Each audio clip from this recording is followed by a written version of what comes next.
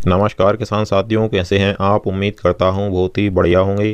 किसान साथियों, आज की वीडियो में हम बात करेंगे धनिये की सफल खेती के बारे में। इस वर्ष हमारे किसान साथियों ने धनिये का रकबा बहुत ही ज़्यादा बढ़ा लिया है। पिछली साल क्या हुआ था, धनिये का रकबा तो कम था, लेकिन हमारे किसान भाइयों को उत्पादन और मंडी भाव शानदार प्राप्त हुए थे। इसलिए हमारे किसान भाइयों ने इस वर्ष रकबा भी धनिये का बहुत ही दोगुना कर लिया है और आगे चल के उम्मीद है कि हमारे किसान साथियों को धनिये की फसल से अच्छा उत्पादन प्राप्त हो, जिसके लिए हमारे किसान साथियों को निम्न कार्य धनिये की फसल में करना चाहिए। धनिये की फसल की निगरानी समय समय पर करनी चाहिए और खास ध्यान धनिये की फसल का रखना चाहिए, क्योंकि धनिये की फसल से हमारे किसान भाई करोड़पति भी बन सकते हैं। धनिये की फसल एक ऐसा सौदा है किसान साथियों, किसानों के लिए वरदान और अभिशाप बनने में टाइम नहीं लगाती है, क्योंकि किसान साथियों यह ठंड का सीज़न होता है और इस समय पर कई तरह के पाला पड़ने की संभावना भी रहती है और कई तरह की प्राकृतिक आपदाएं आ जाती हैं, जिससे धनिये की फसल को बहुत ही ज़्यादा डिफेक्ट पड़ता है। और इन प्राकृतिक आपदाओं से अगर हमारी धनिये की फसल बच जाती है तो हमारी धनिये की फसल का उत्पादन भी हमारे किसान भाइयों को शानदार प्राप्त होता है। बाजार भाव भी अच्छे मिल ही जाते हैं, जिससे हमारे किसान भाइयों की आमदनी में बहुत ही ज़्यादा सहायता मिलती है। किसान साथियों, बात करते हैं धनिये की फसल में सबसे पहले पानी की। तो किसान साथियों, धनिये की फसल में पहला पानी आपको बुआई के 30 दिन पर लगा देना चाहिए।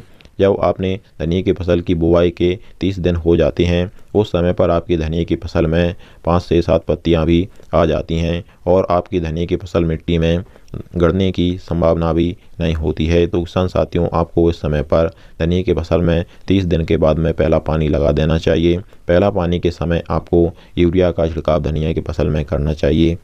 25 से 30 केजी यूरिया आपको 1 एकड़ खेत के लिए प्रयोग में लाना चाहिए। और किसान साथियों, इसी के साथ में अगर आप सल्फर का प्रयोग भी कर सकते हैं तो बहुत ही अच्छा रहेगा। आपको 5 से 7 केजी सल्फर जो आती है उसका प्रयोग भी यूरिया में मिलाकर कर देना है। इसके बाद में बात आती है किसान साथियों दूसरी सिंचाई की।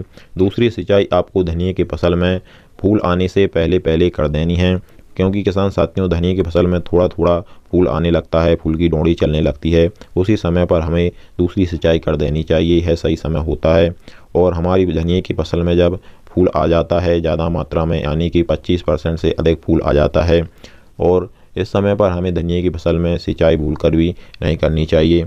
अगर आपने धनिये की फसल की अगेती बुवाई की है तो बाद में इन 2 सिंचाइयाँ करने के बाद में हमारी धनिये की फसल को सिंचाई की कोई आवश्यकता ही नहीं होती है। और अगर आपने धनिये की फसल की बुवाई पछेती की है यानी लेट की है तो आपको तीसरा पानी धनिये की फसल में जब आधा फूल और आधे फल हों तो उस समय पर आपको तीसरी सिंचाई धनिये की फसल में करनी चाहिए, अगर आपने धनिये की फसल की लेट बुवाई की है तो। किसान साथियों, बात करें यूरिया की, तो किसान साथियों यूरिया आपको धनिये के फसल में फूल आने से पहले आप जितनी सिंचाइयाँ कर रहे हैं, यानी कि पहली और दूसरी सिंचाई आप कर रहे हैं, तो दोनों बार आपको यूरिया की मात्रा समान रख के 2 बार यूरिया का छिड़काव धनिये की फसल में करना चाहिए। और फूल आने के बाद में धनिये की फसल में यूरिया का छिड़काव भूल कर भी आपको नहीं करना है।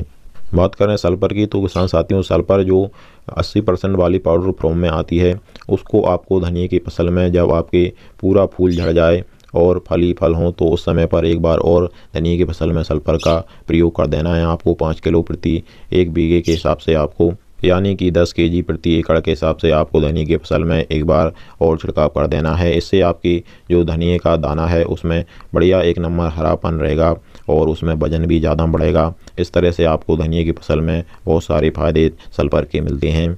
बात करें किसान साथियों रोगों की, तो आपको धनिये की फसल में जो मोइला होता है, महू मोइला, उसका अटैक देखने को मिलता है अगर आपने धनिये की फसल की लेट बुवाई की है। किसान साथियों, धनिये की फसल में 1-2 रोग और भयानक लगते हैं जिनसे आपकी धनिये की फसल बर्बाद हो सकती है। उनसे बचाव के लिए या उनके बारे में हम आपको अगली वीडियो में जानकारी बताएंगे। इसके लिए आप हमारे चैनल को सब्सक्राइब करके ज़रूर रखिएगा। चलिए फिर मिलते हैं इसी प्रकार की एक और नई जानकारी के साथ अगली वीडियो में। नमस्कार, धन्यवाद।